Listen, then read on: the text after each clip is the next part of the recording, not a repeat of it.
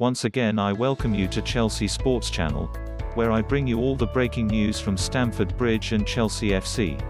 Today I have more news coming up. Before we start the video, please subscribe, like, share, and feel free to comment. Welcome to quarter-final tie time in Europe is upon us. Club historian, I want to look ahead to an Andalusia-hosted encounter. Tonight and next Tuesday, Chelsea and Porto compete over two legs for the right to face Liverpool or Real Madrid in the semi-finals of the Champions League. Last night the Spaniards took a small step closer to the last four by winning 3-1. This is the only tie of the round forced to switch grounds through COVID travel restrictions. As a result, the rampant lion and the fire-breathing dragon will start to settle their differences not in northwest Portugal, but in another ancient walled city elsewhere on the Iberian Peninsula, namely Seville. This evening's nominal hosts at the Ramon Sanchez Pizjuan Stadium are Porto, so goals for the Blues count towards the away tally. Next week, when the pair meet again at Sevilla's ground for the deciding leg, it is Chelsea's turn, the first home match to be played away from Stamford Bridge in the club's 116-year history. The circumstances for this last eight clash may be unfamiliar, then, but the arena and the opponents are not. The Blues were victors at the Bombonera de Nervión, to give the stadium its other name, as recently as the group stage in December when Sevilla was thrashed 4-0, Oli Giroud accounting for a hat-trick +1. Tonight's two clubs have also met 8 times previously in this competition, bringing 5 Blues wins, 1 draw, and 2 defeats, and our shared histories are adorned with silverware-laden players and coaches. One of those, Paulo Ferreira, is a club ambassador for the Londoners. It would seem a good time to be facing the Dragons as two of their key performers, striker Mehdi Taremi and leading scorer Sergio Oliveira, are suspended for the first leg. However, Chelsea arrives with a lot to shake off after Saturday's shock reverse in the Premier League. How the emotional response is channeled could go a long way to determining whether the Blues reach the last four of this competition for the first time since 2014. Porto has not been there since Jose Mourinho was in charge.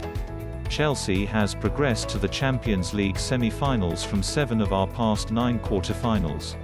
Chelsea team news: everyone will be looking to see the response from Thomas Tuchel and his players after the unexpected plummet in standards against West Bromwich, the Blues' largest home league defeat since 1989, and the Baggies' first success in the top flight at the Bridge since 1978. That was the first defeat under the Bavarian, but if the last 2 months of this season are to be successful, the recovery has to start this week. One immediate positive is the availability of experienced defender Thiago Silva. The one-match suspension for his dismissal, which helped turn the weekend game on its head, applies only to domestic fixtures. Hakim Ziyech, disappointed to be sacrificed after the red card, will at least be fresher for this fixture. Chelsea's defence was breached 5 times, but after 11 hours without conceding, our head coach is unlikely to make huge changes to that area. The Londoners have won 6 of our past 7 matches in this competition, largely though not conceding in 6 out of 8. Porto has taken a defence-minded approach to some previous games in this season's competition. They fielded 5 at the back in both group stage games against Manchester City, and much of Tuchel's thinking may go into how to score the potentially vital away goal without being susceptible to counter-attacks. Options in midfield, where Albion was dominant, are improved by N'Golo Kanté's return, to the bench at least. At the weekend Tuchel was critical of uncharacteristic soft goals conceded, but also of the lack of precision in the last 30 meters and decisiveness in front of goal. Despite the scoreline and a lethargic start, the Blues had more shots on target than Albion. Likewise, in the previous round, Juventus lost despite dominating Porto with 2/3 of possession, greater accuracy in passes and crosses, and more shots on and off target. Further forward, the Blues do have the possibility to mix things up, with Tammy Abraham confirmed in the squad, Christian Pulisic training yesterday, Callum Hudson-Odoi and Kai Havertz fresh for the fray, and Mason Mount seemingly virtually certain to start after sitting out some of Saturday's loss. Giroud, whose involvement since late February has been restricted to the FA Cup, is the Blues' leading marksman in this season's Champions League with 6. Timo Werner, though, has had a hand in as many goals, though 3 of them are assists. The Blues will be buoyed by a record showing only Real Madrid has beaten Porto more times in continental meetings than the Royal Blue Londoners. Porto to play more direct.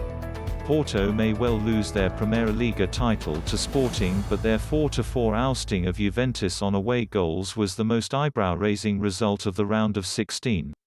Success came at a price. 2 key players, striker Mehdi Taremi and midfielder Sergio Oliveira, are suspended for tonight's first leg. Between them, the pair have accounted for 21 of the Dragons' 49 goals in the Primeira Liga and 9 of their 32 assists.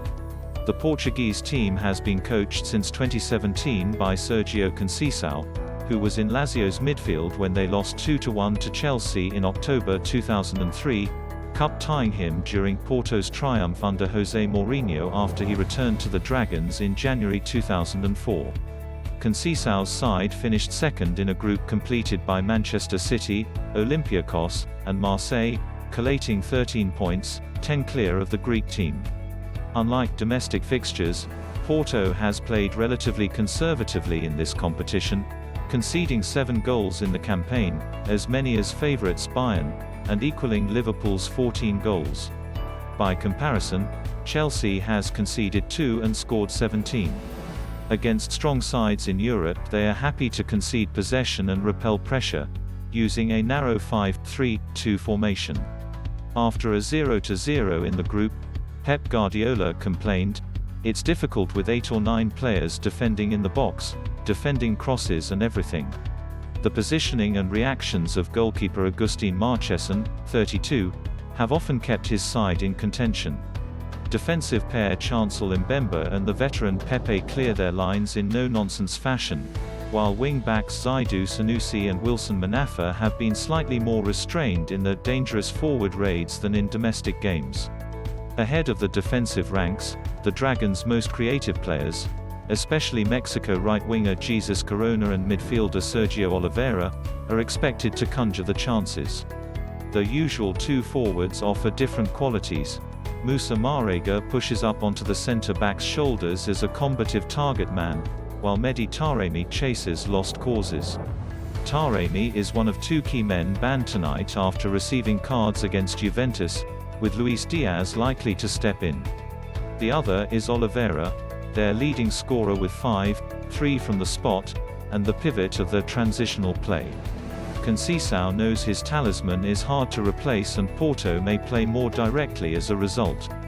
On loan defender Malang Sarr, who came off the bench to keep Ronaldo and co. at bay, joined the Blues last summer but is eligible to play against his parent club under UEFA regulations.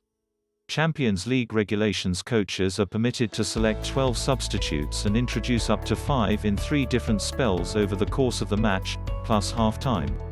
Porto has had the benefit of this all season in the Primeira Liga. The away goals rule applies after the normal time of the second leg, so when 2 teams are tied on aggregate, the one that has scored more goals on the road advances to the next round. 3 accumulated cautions or a red card mean suspension for the next Champions League game, though all yellow cards expire at the end of these quarter-final ties. From last 8 to last 4 in 16 European quarter-final ties over 55 years, Chelsea has progressed to the semi-finals on 14 occasions, losing twice. Jorginho and Mason Mount served their ban in the previous round.